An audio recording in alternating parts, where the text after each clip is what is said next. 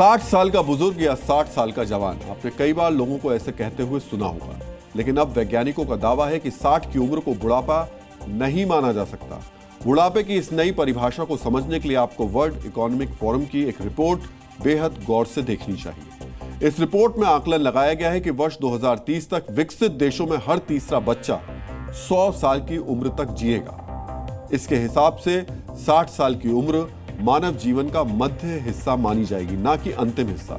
यानी बुढ़ापे की नई परिभाषा 80 से 85 साल की उम्र की होगी। वैज्ञानिकों का यह भी आकलन है कि वर्ष 2030 तक विकसित देशों में रहने वाले 60 साल की उम्र के लोग 40 साल की उम्र जैसा जीवन जिएंगे, यानी उनके शरीर में 40 साल के व्यक्ति जैसी ऊर्जा होगी। ये पहली बार नहीं है जब बुढ़ापे को लेकर ऐसा महत्वपूर्ण अध्ययन सामने आया है। वर्ल्ड इकोनॉमिक फोरम के आकलन से पहले एक और अध्ययन किया गया था जिसमें बुढ़ापे की वजह को परिभाषित किया गया था।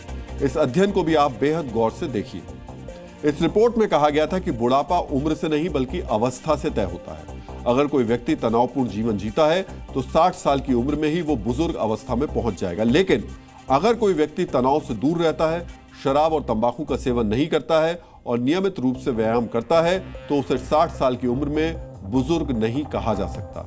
हमारी भारतीय परंपराओं में भी कहा गया है, अगर कोई व्यक्ति ध्यान, अध्यात्म और योग से जुड़ा रहता है तो वो मानसिक तनाव से बच सकता है। ऐसा करने से व्यक्ति की उम्र तो बढ़ेगी, लेकिन उसकी शारीरिक अवस्था भी बेहतर बनी रहेगी।